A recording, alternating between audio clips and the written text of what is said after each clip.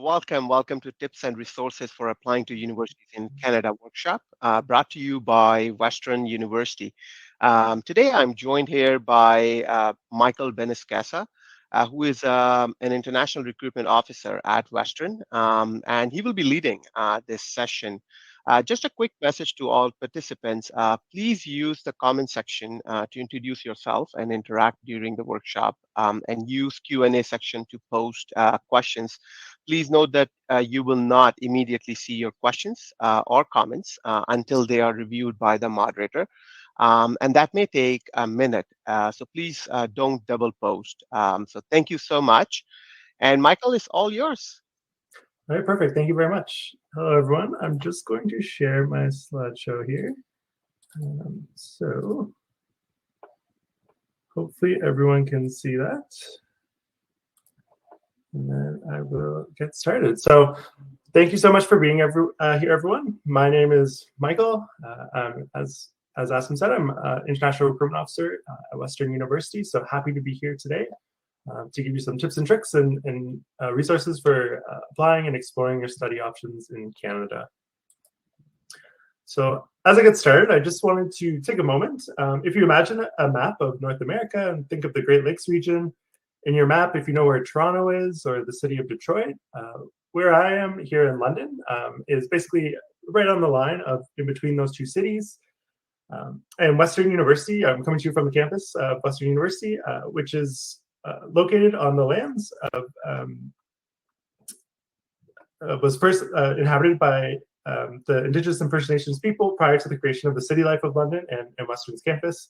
And for that reason, I'd like to acknowledge that Western University is located on the traditional territories of the Anishinaabe, Haudenosaunee, Lenape, and Chinunten nations. And this land continues to be home to diverse Indigenous peoples, whom we recognize as contemporary stewards of the land and vital contributors of our society. And I'm grateful to be able to work, live, and play on these lands.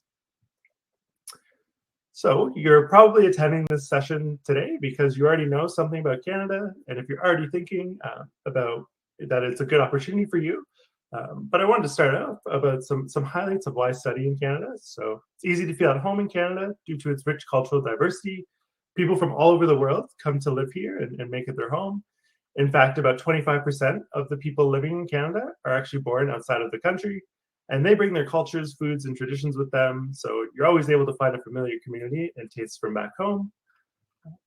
In Canada, you'll find work opportunities even while you're at school. So while you complete your degree on a full-time study permit, you'd be eligible to work on or off campus, providing you with the opportunities you need to build experience and prepare for the workforce. And when you finish your studies, you are eligible to apply for a postgraduate work permit, which allows you to stay in the country and gain experience and work your way towards citizenship if that is of interest to you. So as we dive into the agenda for today and the resource list, I just wanted to point out that I'm sharing some resources that I believe will be helpful to you. However, I would not want to claim that this is an exhaustive list. So this is just a list to try and help you get started with your search, but prospective students are free to mix and match resources but beyond what I'm sharing today.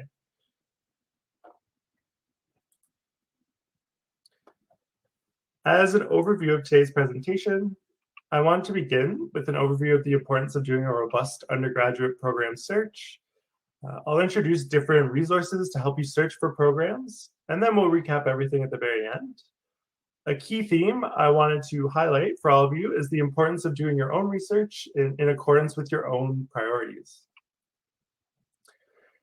And part of the reason for that is that the more methodical you are in doing this, then you're going to create a better list of programs that are of interest to you. So the sooner you start this search, the better, as it's always sad or disappointing if I'm talking to a student and then they discover their dream program, but that program has actually had the deadline to apply already come and gone. So it's important to start early to make sure you know any important deadlines and how to apply for the program of choice. And hopefully after this session today, we'll help you start that search. I also want to note the importance of self-reflection. So for each one of you, you have a very good sense of what your interests are. So in other words, I would encourage you not to take your transcript to a counselor and ask which programs am I eligible to apply to. That's maybe too broad of a question. Whenever a student asks me this, I always have to advise them that Western has 400 programs that you can choose from. So If I'm telling you you're eligible for 400 programs, it may not be as helpful as if you know, kind of have done some self-reflection and know what it is that interests you. So it's very important to be able to narrow down that list. And as you're building your list of prospective programs, every one of you has that sense of match or fit, that you're going to see a good alignment between your goals and interests and then the programs that you have put on your list. The decision that you're making is one with lots of different criteria. So you're likely not simply looking for the best program or the most cost-efficient program, but you're likely looking for what's the best program in a certain location for which you meet the admission requirements and which you have the financial capacity for. So kind of finding that perfect fit for you. And so to cap it all off, your search doesn't have to be, perfect when you're searching, but it does have to be good in order to be the most effective and create the best list for yourself.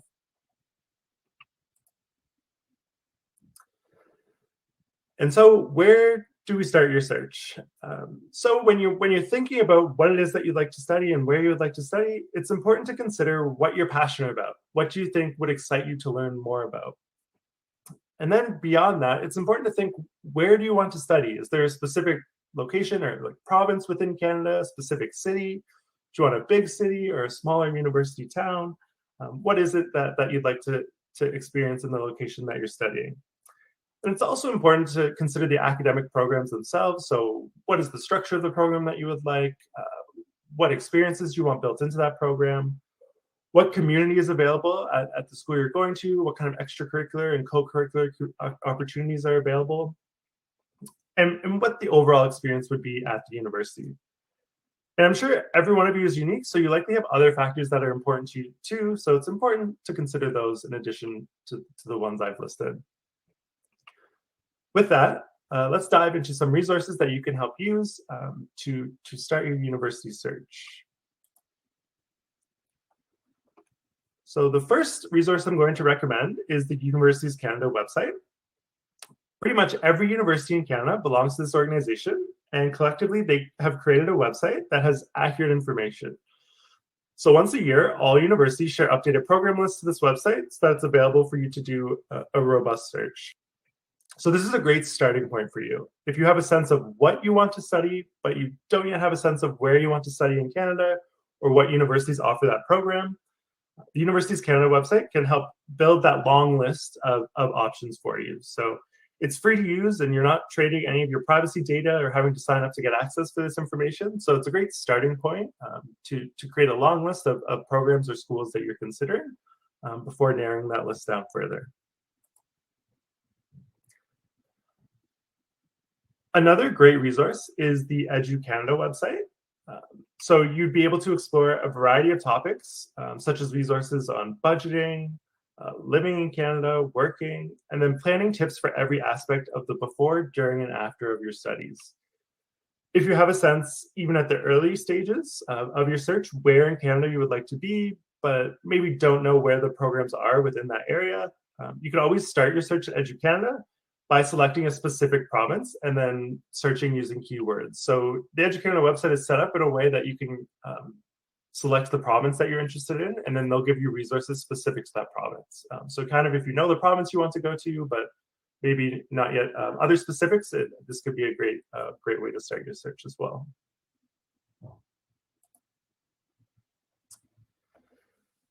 And there are a variety of other third-party websites other than University Canada or EduCanada. One that I'm going to call your attention to today is the Study in Canada website. There's a bit of a change here compared to the other websites in the sense that to get access to this site, you do have to sign up and register by sharing some data.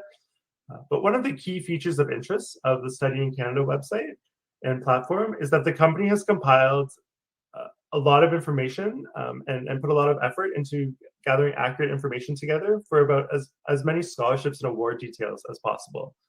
So if in tandem with academic program search, you are also looking for scholarship and award opportunities, the Study in Canada platform could be a very good tool for you to use.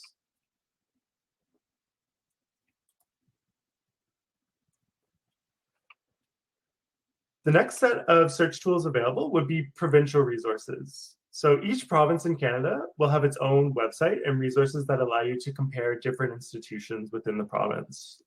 One of the things that is important to know about Canada is that we have just over 100 higher education institutions at the university level. The vast majority of them are publicly supported, and when you come to Canada for an academic program, each province and territory have designated learning institutions, which are numbers or DLI numbers that are assigned to institutions that have been approved by a provincial or territorial government to host international students. So these governments have confirmed that these are institutions that are sufficient accredited standard to welcome international students to programs. And then it's the federal government of Canada that takes care of the study permit process. So quite often we'll receive questions about, is this an accredited institution? And in Canada, we don't necessarily use the word accredited, but we use the word designated. So in your search, you'll want to note the programs and schools that you're looking at, that they are being offered by a designated learning institution that has a DLI number. And once you know that, you'll know that you're going to, a quote, accredited institution in Canada. And it's by way of following the provincial resources and then filtering down into programs and diplomas and degrees and seeing what that institution's DLI number is, that you're going to that accredited institution. So next, I wanted to take a brief tour across the provinces to see what additional tools and resources are available and what the provinces have to offer. So we'll start on the West Coast and go west to east. So beginning on the West Coast with British Columbia, you can visit the Study in BC portal that provides general information on studying and living in British Columbia, and also directs you towards more detailed resources for finding a school, finding programs, costs, and scholarships. And there's no sign up required for this website. And as you continue to do this search and you flip over to the Education Planner BC website, if you get to a point where you've reached a short list of institutions and are ready to apply, you'd be able to reach those application portals through the Education Planner website and understand what those deadlines are, and note any important deadlines. And many programs are applied for directly through this site. Some may direct you to the institution-specific website, but many are applied through this portal.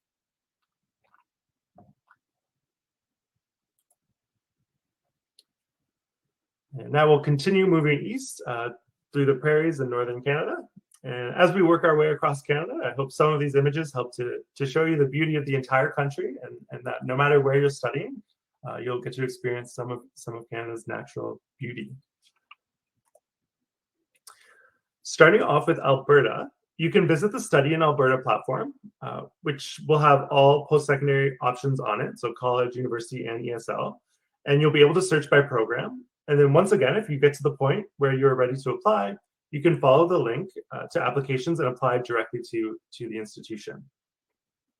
So another great resource for institutions in Alberta, all in one place.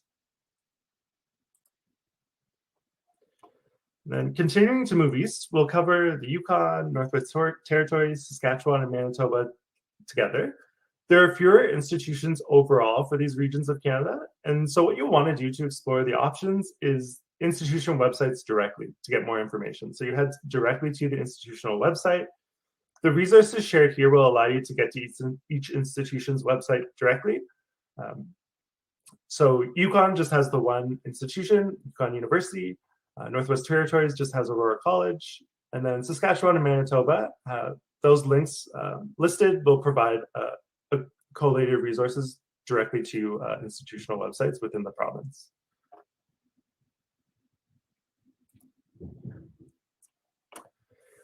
Continuing to Ontario, one of the largest destinations for international students in Canada. One of the things we do each year in Ontario is to have a large in-person university fair in early October called the Ontario Universities Fair. It's a great way to learn about all Ontario universities and speak directly to representatives and faculty and current students from each school. So it has already taken place in early October this year. So if anyone was in Ontario, maybe you had a chance to attend. It's free to attend for all students and will be happening next October as well. The web resource on the screen is the Ontario University's info site, where you'll be able to find programs, create a university program shortlist, and then find the link on how to submit an application, which would be by way of the Ontario University's Application Center, or OUAC website. How do you apply to any public university in Ontario? And once the application is received by that application center, they'll share your application with the schools that you've applied to, who will follow up with you and be in touch with you with any further steps specific to that institution.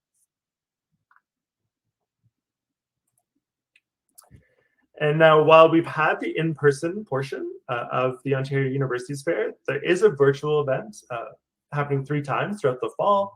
So we've just completed the October 11th event, but on the 9th of November and December 1st, there will be a virtual Ontario Universities information session. So another great way to get online if you weren't able to attend in person and meet representatives from a lot of the different universities in Canada. So I would encourage you, if you are available and interested in learning more, to come out to one of those sessions, and it's a great way to get information directly from each institution.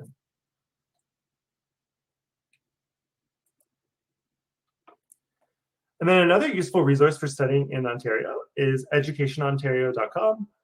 So you can search by institution type, level of study, learning format, and program length to explore all the college and university options within Ontario. And you can also find general information about studying and living in Ontario as well. So another great resource for studying in Ontario. And I also want to introduce the Common University Data Ontario website, or CUDO for short. So there's an agreement by all of Ontario's universities to collect and post data sets according to metrics of interest to prospective students. So if you're interested specifically in kind of numbers and comparing data across universities within Ontario, this could be a great resource. So it allows you to compare metrics of interest across any Ontario university that you choose. So you can select certain universities that you're thinking about to compare the different metrics, which include incoming admission averages, year 1 to year 2 retention ratios, graduation rates, employment rates after graduation, and faculty to student ratio.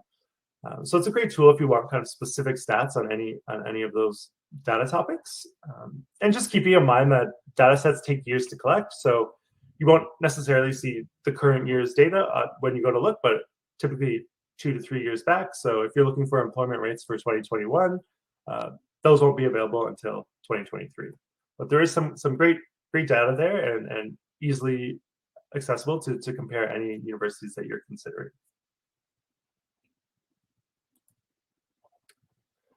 Then moving east of Ontario to Quebec. In Quebec, there are grade 13 equivalent institutions called CEGEP. And if you're interested in completing CEGEP in Quebec, you could go to the CEGEP website there and do a program search and further criteria search such as size, language of instruction, English or French, financial aid, and even all the way down to what extracurriculars are available, such as which sports teams you could play on while completing the CEGEP credential. And then moving on to universities in Quebec, Destination Université website will allow you to explore all of the universities in Quebec. And when you're ready, you can flip over to navigate to the institution-specific website to get some more information. And once again, you'll have access to deadlines and application links all in one place through this website.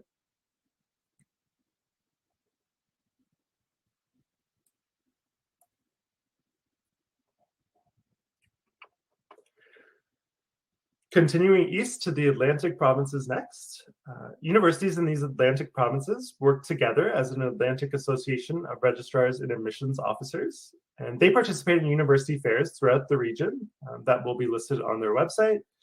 So typically they're in-person fairs, but they do sometimes offer virtual events as well. So if you are interested in Atlantic universities within Atlantic Canada, so these can be a great resource if you are able to attend. In terms of specific provinces within the region, New Brunswick, Nova Scotia, Prince Edward Island, and Newfoundland and Labrador. In some cases on the screen, you'll see a direct link to the university. So for example, Prince Edward Island and Newfoundland, and this is because there's just the one university in each of these provinces. But then others, such as Nova Scotia and New Brunswick, there are more than one university in the province. So you can explore the options through the website linked, then get directed to the institution-specific website of whichever university you're interested in. And so in New Brunswick, there's a central website that provides links to all the universities in the province. And then in Nova Scotia, the portal provides extensive resources on living in the province, links to all the universities, and then comparative charts with other provinces to compare cost of food, living, transportation, population, weather. So a great tool if you want to compare Nova Scotia to other provinces.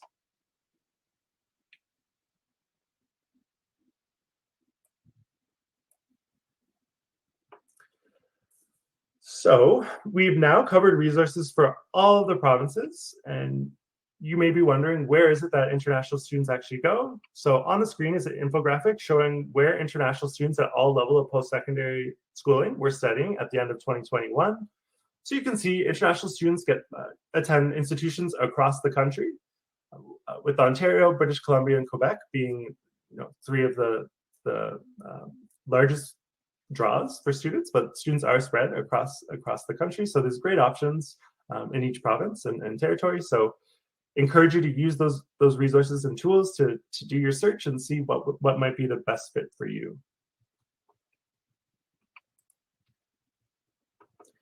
And I want to just finish off the resource list by circling back to EduCanada, as it's a great place to start and then be directed to specific provincial resources. So if you kind of have an idea, maybe you want to be on the West Coast, or you want to be on the East Coast, or you want to come to Ontario, it's a great place to be directed to kind of province-specific resources and on all in one area. And then after you've worked through your way through all of those resources that we've introduced up to now, you'll likely have created a long list of options, and then would be the time to flip over and start looking more deeply into your choices to create a shorter list of options. So the most up-to-date information about programs, applications, deadlines, scholarships will always be directly on the institutional, like the university website. So as you visit each university website on your long list, you may find yourself crossing universities off your list and moving closer to a shorter list of 3 to 5 universities or programs. I also want to note there may be specific subsection of each institution's website specifically for prospective students. So for example, on the screen, you can see a screenshot of Western's website, and the Welcome to Western section of the website is specifically for prospective students. So it gathers all that important information on admissions and scholarships and deadlines all in one place. So when you're looking at university websites, it's important to kind of look for that section for prospective students, as usually that'll have all the important information conveniently located for you.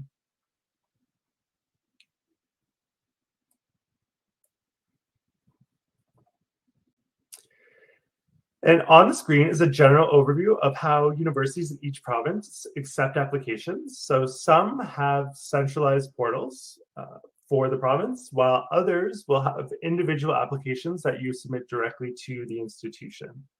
So the largest provinces, Ontario, BC, and Alberta, all have a centralized portal. Since I'm from Western, my expertise is Ontario, and in Ontario, we use the Ontario University Application Centre portal, so a centralized portal that you submit your application to. You can mark off the programs and schools that you're interested in, and then the OUAC will send that information to the universities you've applied to, and they get in touch with any further information that are required to complete your application. So just important to note, when you're kind of at your shortlist, just look up how those universities accept applications and make sure you follow the instructions to submit your application.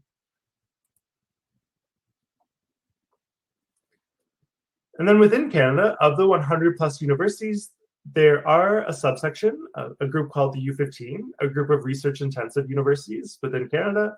And this is a summary slide just to cover these research-intensive universities. Just to note that in terms of application and scholarship deadlines, that sometimes these dates can be different across universities, and even the application deadline can be different from scholarship deadlines.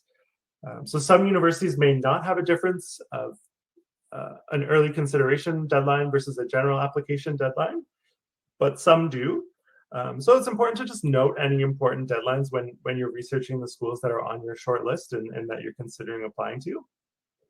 Some universities may admit on a rolling basis. So as soon as your application is submitted, it can start being assessed and offers can go out on a rolling basis. And others may admit based on waves of offers that go out at certain times throughout the year. And then you'll also note for major award deadlines, these vary across institutions and sometimes are earlier than the application deadline. So a good kind of general rule of thumb is to apply early. So when you're applying for applications soon after, if you're interested in applying for a major award, to consider submitting that application as well, just to make sure that you get any in by the deadline. And then just to note that it's always best, as deadlines can vary from year to year, to just make sure for the universities you're considering, you go directly to their website and check that what the deadline is.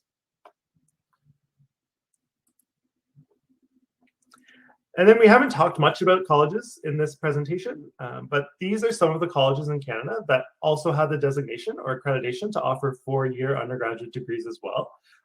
So I wanted to offer this summary slide of information to you by province and how to access applications on the website. There could be some students where a 4-year undergraduate degree at a college could be the right fit. So just wanted to share this information as well.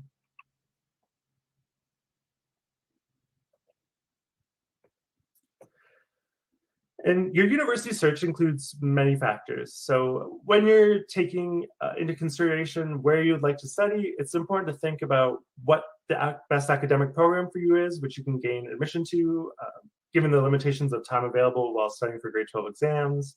You'll want to take into consideration what your budget is, the location you'd like to study at, what kind of weather you'd like to experience in this application, and many other factors. So it's important to consider all of that when you're looking at your list, and take all those things into consideration. So you can do that when you're making your long list, and maybe even deeper reflection when you're making your short list before you submit those final applications.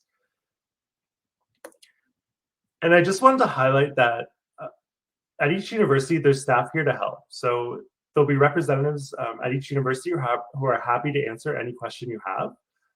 So each university and college in Canada has information and counseling services available to prospective students so that you can find the Canadian university and program that's the right fit for you. There's a lot of great options within Canada, and we really just want you to find the fit that's right for you as your own individual person. So that covers off all the kind of tips and resources available for looking at programs and applying in Canada. If you have any further questions specific to Western, we're always happy to answer them, and we'll be sticking around today to answer any questions you may have. But each university will have ways to contact them, like emails or live chats. And many universities will be having open house events through the fall and even in the spring. So if you're interested in coming to Western, ours is Sunday, November 20th, if you're in the region. But if not, always can reach out by email. And each university will also be available by email as well. So would encourage you to reach out with any questions that you have. And now I'm happy to answer any questions anyone has during this session. Thank you so much, Michael. The session was very informative. We have a lot of great questions coming in under Q&A. Okay. The first question started, I think that you mentioned in one of your slides that they mentioned about how to apply, that every province has a different website, like BC has a studyinbc.com, own platform to apply for post-secondary school applications. So they are more interested to know for Alberta. Oh, Alberta? Yep, so I can go back to that slide here, just a second.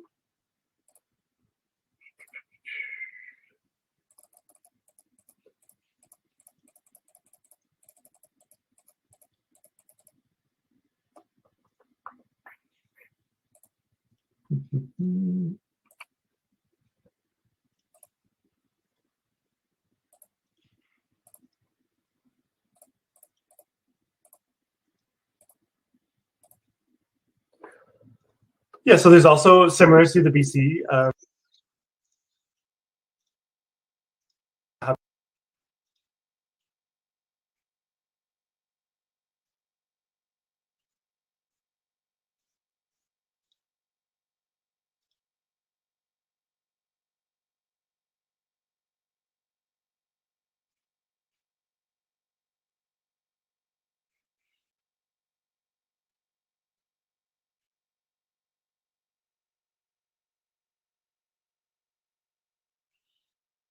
Michael, you still there? oh, sorry. Can you still see my screen? No, I cannot see. We can see your screen, but we cannot see your camera. Oh, I'm not sure why. Oh, there we go. So Okay. yeah, awesome. That's great. So yes, we lost you for. And there's, sorry, I think I might have been muted too. There's a Study in Alberta portal similar to BC. So it has kind of all the information you need in one place about all the options and tips for before, during, and after your studies, and information about how to apply.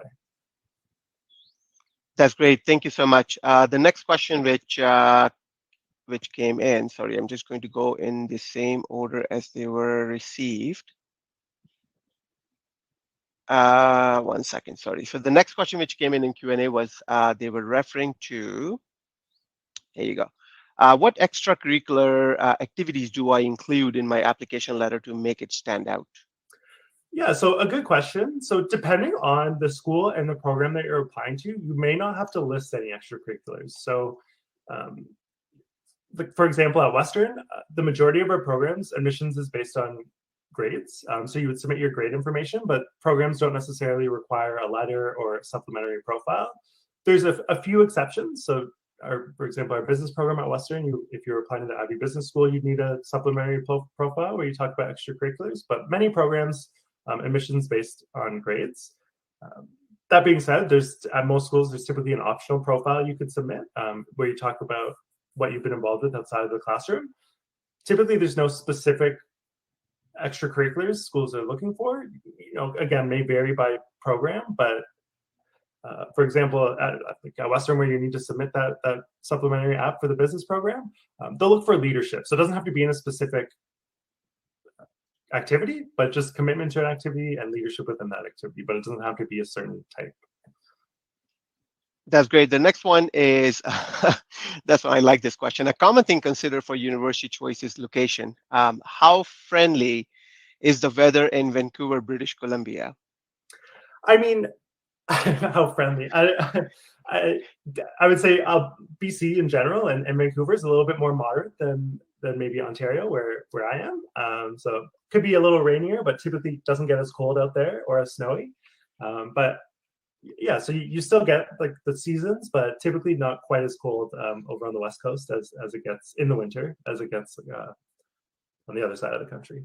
So yeah, depends what you consider friendly. That's Maybe not as much sun, but also doesn't get as cold. So. Another question which we have is, when applying to universities in Canada, what is the most important thing on the application apart from academics? So really, it would just be I would recommend when you're applying, make sure you finish your application. So when you apply to each school, like they'll get in touch with you and let you know if anything else is required. So whether there is a supplementary document required, or say an English proficiency test, or anything that's required. So just complete everything listed so that your application is ready for assessment. Because at Western, if a student's missing something we give out a to-do list to each student that's individualized to them. If something's missing on the to-do list, admissions can't assess the application for admission. So important to just keep track of anything they ask for and submit that. Thank you. I'm going to combine two questions actually, which is about French. Is it compulsory to learn French before coming to Canada, as it is a second official language there in Canada? And we had another question about that particularly about Quebec, that if they are applying in Quebec, do they need to learn French? So good question. The answer will be, it's going to depend on what school you're applying to. So there's some schools that teach in French, and some schools that have French and English options, and some schools that teach just in English. So if you're attending an English language of instruction institution, you won't have to, learn French prior to coming. Even if you're going to an English institution within Quebec, you don't have to learn French before coming. It can be beneficial to have in French areas of the country, but you don't have to learn it before coming, with the exception being if you're attending a French language of instruction program, there'll be a level of French that's required to study there. Thank you so much. I'm going to move on to the next question. We get really great questions. You said that we are eligible to apply to postgraduate work permit after we finish our studies, but I heard that there are some schools that do not offer postgraduate studies, and most international students make that mistake of going to schools that do not offer postgraduate work permit. So he would like to know, or she would like to know, that how they can find out if the universities offer a postgraduate work permit. Yeah, so great question. So you're not applying for the work permit through the university, you're applying through the federal government of Canada. And on their website, it lists requirements of eligibility, but that's where that designated learning institution number that I talked about is important. So you want to make sure the institution has a DLI number because that will be one of the eligibility requirements to apply for the postgrad work permit. So that you've attended an institution with that DLI number. So I'd encourage you to go on the federal government's website and look up the eligibility requirements for the postgrad work permit, and it will say everything you need in order to be eligible. Thank you. So this website you shared, another question which came in is that do those websites have the information on universities in Canada that offer scholarships that they can use in their chosen university? Yeah, so many of the websites will have links to scholarship information for the region or that you can search through, kind of using keyword searches. That's great. Another question. So, using the OUAC to apply any public universities in Ontario, does that give us more of an advantage into getting into Ontario schools than other students who are not Ontario high school students, or rather who does not have OSSD diploma? Yeah, so there's no kind of advantage in terms of admissions. It's just that's the way most schools will accept applications. So there's the odd exception in Ontario where they also accept directly to the institution, but all public Ontario universities are on that application portal, and that's how they accept applications. So there's no kind of like benefit from where you're applying from. It's like a main website where all applications are submitted, if that makes sense. Yes, thank you. Do international students get jobs easily in Canada? I think it's a competitive process for anyone. Like, so there's a lot of resources at schools that will help international students with finding, or all students with finding employment. So there's career services offices at many institutions. So I know at Western, we have a Western-wide career services office, and then career services within each faculty that are embedded within each faculty that students can go to get help with resume writing, interview skills. They'll have job postings on their website. There'll be job fairs throughout the year. So a lot of resources that if you are interested in finding employment, they're there to kind of help with that process and help students find that work. Thank you so much, Michael. And how about, I'm just going to ask a follow-up question to that. How about finding jobs on campus while they're studying? Yeah, so that's also an option. So there's lots of at most universities, there's lots of options. So I know like at Western, they do hiring every fall and every spring for a lot of the on-campus positions. So examples of part-time jobs would be like working in the on-campus cafe, the on-campus restaurant, some retail outlets, the library, the recreation center. So lots of options to pick up kind of a job you can work, part-time during the week to kind of help earn some extra money throughout the year. Okay. Another question. So, what types of extracurricular activities or academic competitions should I join to make my application more competitive? I think a lot of the time, programs that require information on extracurriculars aren't looking for a specific activity, but just a commitment to an activity that you've shown leadership in that activity and that you've done it over time.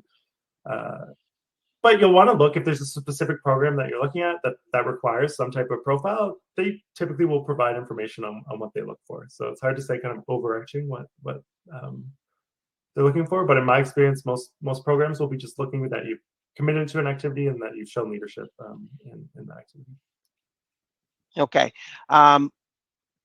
Can I do a double major at Western University? Yeah, at Western you can. So at Western, it's a modular degree structure. There's 4 types of modules called honor specialization, major, and minor.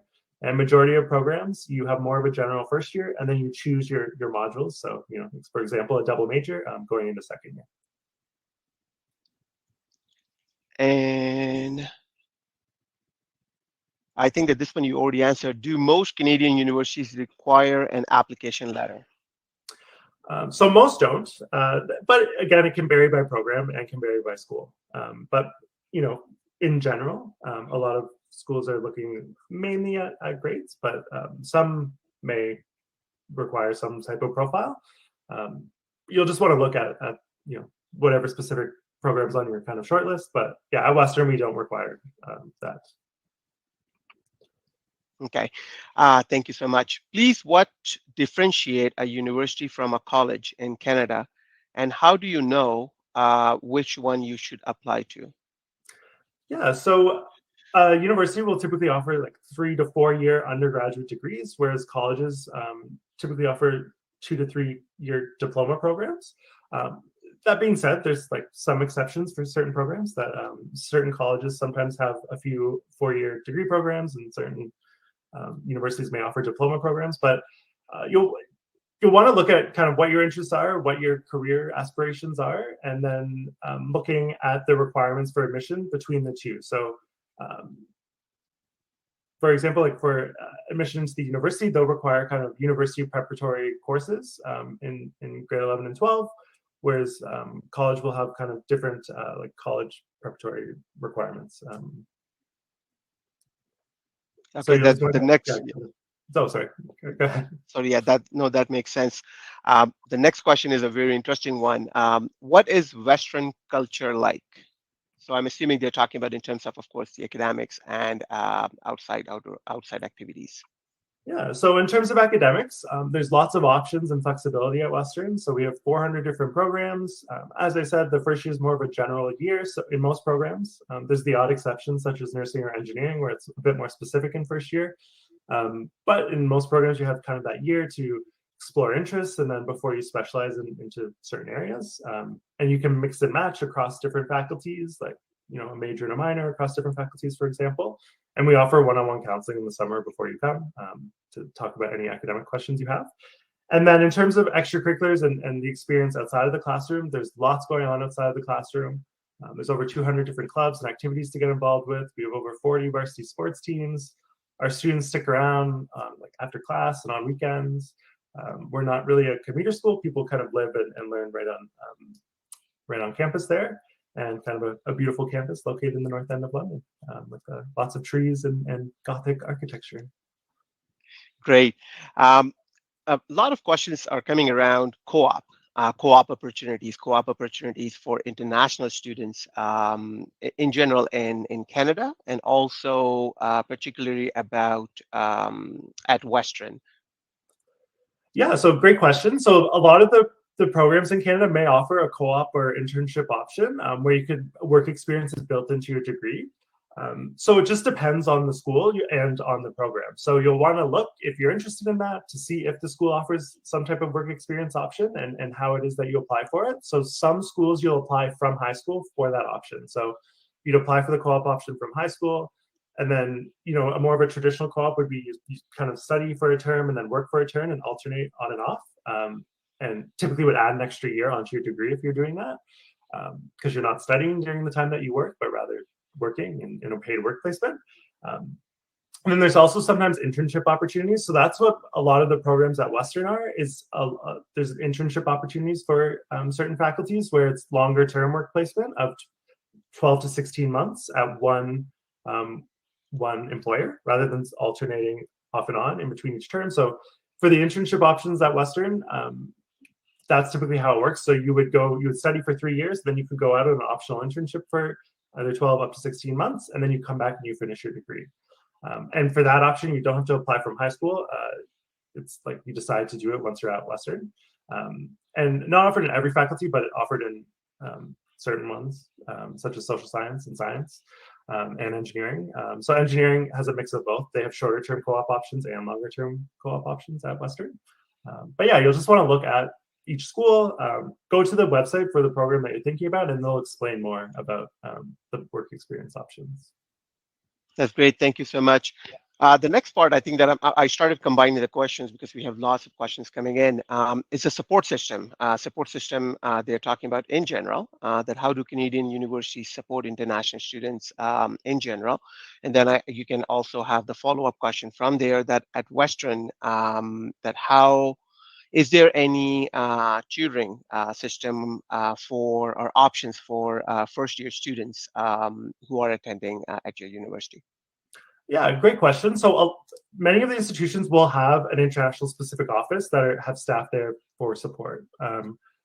So again, like it can vary by institution. So I can't speak too much about other institutions, but at Western, we have a Western International Office. There's a full set of staff there that are there to support international students. So we have advisors who are licensed study permit and immigration advisors. If you have any of those types of questions, they're licensed to give that advice. So you can meet one-on-one with them and discuss any questions you have. They're also just there as a source of support to point you in the direction of any other resources on campus. So at each school, there'll be resources not just for international students, but for all students, like such as academic support, like writing help centers. Like Western has a writing help center if you ever need help with writing. We have a peer guide program for international students where you can be matched with an upper year mentor, a current student who can answer any questions you have. There's peer assisted learning where you can be matched with an upper year in many courses where you can be matched with an upper year student who acts as a tutor for that course, who's taken that course before and can help you with some of your coursework. So lots of supports available, across the board at all the universities, but specifically at Western, there's lots of both academic and social support for international students. That's great. The next topic, which again I'm getting a lot of questions about, which I'm seeing the questions are about scholarship. How can I know about the probability of getting a scholarship as an international student? That one I think that they're talking about both in Canada and as well as at Western. And then I will just add another follow-up question over there as well, that are the scholarships based on programs or they are general scholarships and bursaries for international students at Western? Thank you. Yeah, so I think that the best way you can use the resources I mentioned to kind of do a broad search, but the best way is once you have your short list of universities and programs to take a look at what the options are specifically at that school. So for example, at Western, there's a couple different options. So we have automatic admission awards for all that all incoming students are considered for, both domestic and international. That's based on grade average, and like the admissions office will tell you if you qualify based on your incoming average. And we have those, there's certain ones of those that are for everyone, and then there's certain ones earmarked specifically for international students. And again, those are also automatic consideration for all international applicants. We also have the International President's Entrance Scholarship at Western, which is our largest international student scholarship that does require a supplementary application. So for that award, if students are interested, if you go to the Western Scholarship website, the application will be available in mid-November, and it's due at February 14th. So it requires a high school nomination and then some essay questions that you answer and submitting your high school transcript. So they'll look at all of that for those awards. So it just depends on, you'll want to look for each school, kind of what is required. And what certain schools may have program-specific awards and certain ones might be more broad. It's best to just kind of look at the program you're doing and at the school to see if there's anything available. That's great. One of the question came in actually as part of the comments, and the person mentioned that I'm interested in two courses, nursing and engineering. Can I switch in the middle of the year if I think it's not for me? This is, I think, that very important question. I think that I'm not. I will appreciate it if you can address it in terms of not only nursing and engineering, in terms of all the programs that you started as computer science and now you want to switch it to mathematics program. So in Western, how does it look like? Yeah, so the answer is, possible, but it depends at how difficult it is based on the program sometimes. So nursing to engineering would be a pretty big switch, just because they're two very specific programs from first year that have specific requirements. So, it could be possible to apply to either one of those, but typically you would, for those specifically, if you do transfer in, likely you'd have to kind of start again because they have very specific course requirements. That being said, for other programs, say you're starting computer science and you want to switch into biology, for example, that would be very possible. So especially at Western, first year is actually more of a general year. So you apply into the faculty. And so, for example, computer science and biology, they're both in the Faculty of Science. Students apply to the Faculty of Science. You don't actually choose your area of focus until second year. So if you were considering two different areas, you would take kind of the first year course in each of those areas, but then you don't have to pick until you go into second year. So say you came in thinking computer science, but you take first year computer science and you didn't really like it, but you really liked another course. That's when you could apply into like that major or that specialty.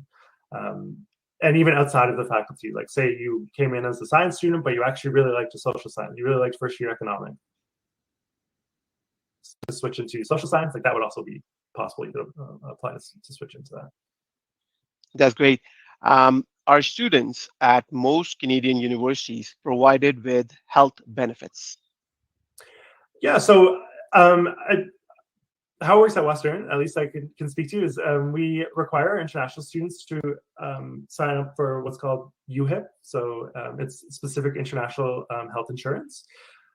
So it's a certain fee for the year, and then students qualify for kind of health benefits within the province. And we have healthcare services right on campus, like a staff of nurses and doctors and a pharmacy on campus. So students can access those services without having to get, a local doctor in the area. Like we have staff on campus. Okay. Next question. Do students interested in behavioral sciences at Western get opportunities for hands-on learning and experiences? Yeah, I would encourage you to look at the Faculty of Science website at Western. So it'll list a bunch of the different kind of courses they offer and experiential learning opportunities.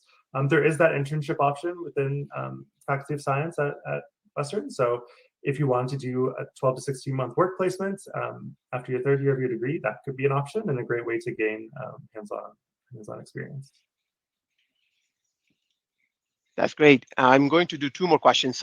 With a 90% average at the end of my OSSD diploma, would I be able to get a scholarship to both University of Alberta and Western University? In terms of Alberta, I'm not sure. So you just have to check their website. In terms of Western, I can throw in the chat here our admission scholarship program. But they do start at 90% and above. So I'll just put in the link here. Oh, my computer froze. So maybe not.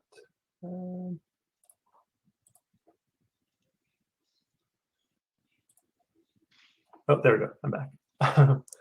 So I can put in the chat a link to our admission awards that give a breakdown of where they start, but they start at 90% and above. And then for Alberta, it'd be best to just check the Alberta website.